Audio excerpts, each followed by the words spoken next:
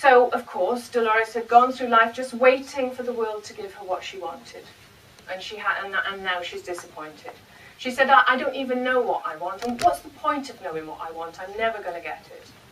So the task then for Dolores and Honor in their therapy sessions was to help Dolores to try and access those skills and capabilities which were still about 3 years old because they'd never been practiced and she had not become skilled with them.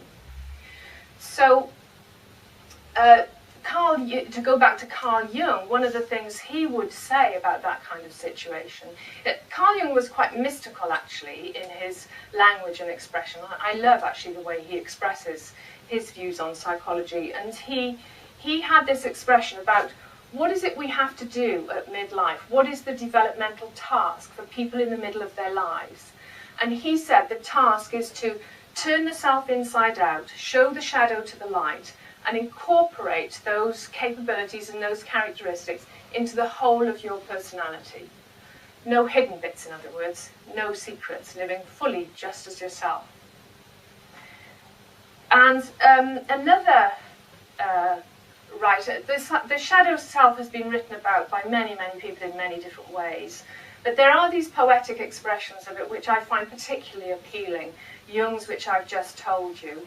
And there's another one by Michael Ventura, who's a psychotherapist, not a psychologist.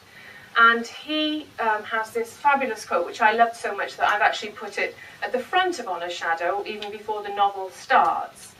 And that quote is, "What has marked you is still marking you.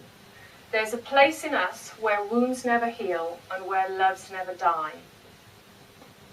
And I put that at the beginning of Honor's Shadow because I wanted Honor's Shadow to be my attempt to illustrate that quote in a whole range of different ways and to play with that idea of the shadow, which I've done I know many of you here have read it, which I've done in the novel in a range of ways, but I'd like to single out two particular examples that will perhaps show what I mean. So in the first chapter, when Honor meets Tizzy, her strange new client, she finds that Tizzy's intense rage against her unfaithful husband awakens an old rage of Honor's own, because she had previously had that situation with her husband. And Tizzy's rage was so intense, Honor found herself unable to quite control her own feelings. She kind of gets a vicarious thrill out of Tizzy's vengeful rage. It touches something in her.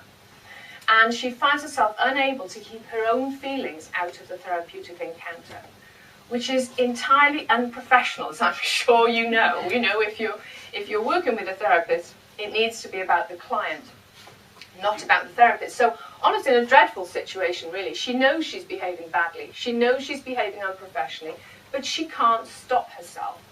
And if you think of shadow feelings, kind of tamped down in the dark for a long time, when they're expressed, they can be expressed very, very forcefully indeed, and quite uncontrollably.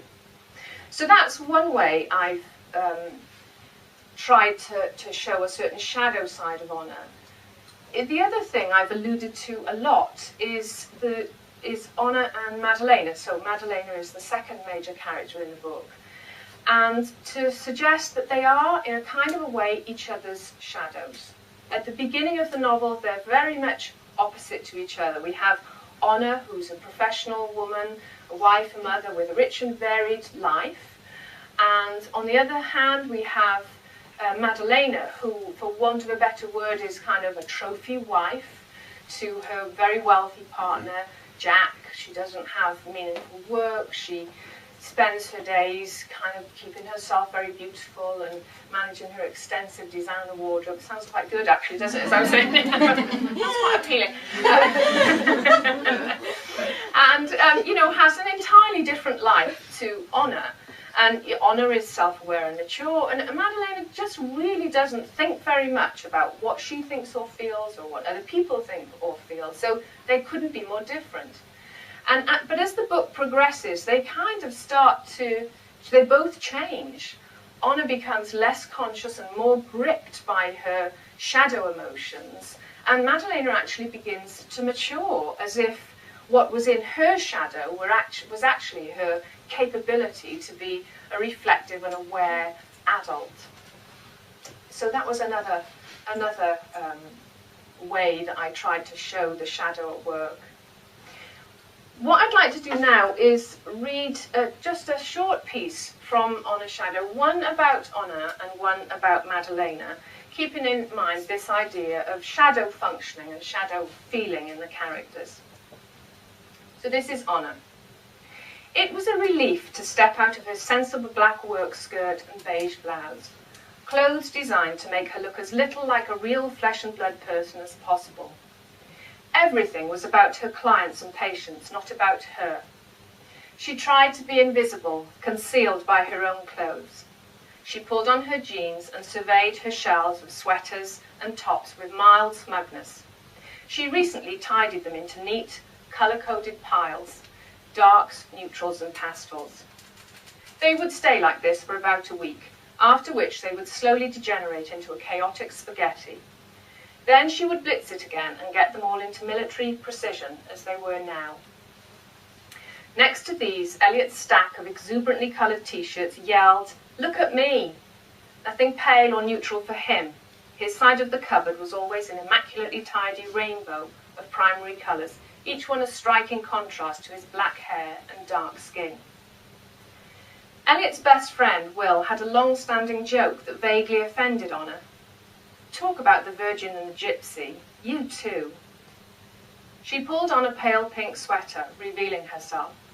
A mother, a wife, a woman. Now let's turn to Madalena. Entering her dressing room, Madalena looked around at the wide cream wardrobe doors, the entire length of one wall, and the closets along the other.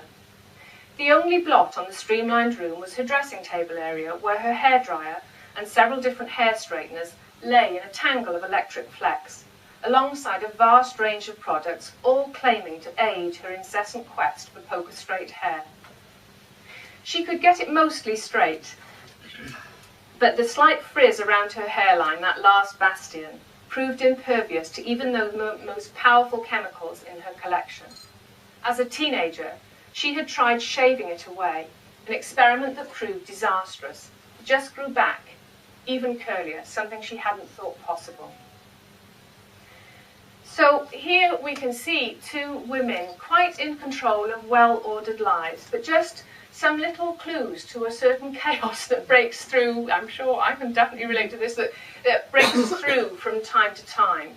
And of course what happens as the story unfolds is that they both start to significantly lose control of themselves and their lives as they face the challenges that the plot presents them with.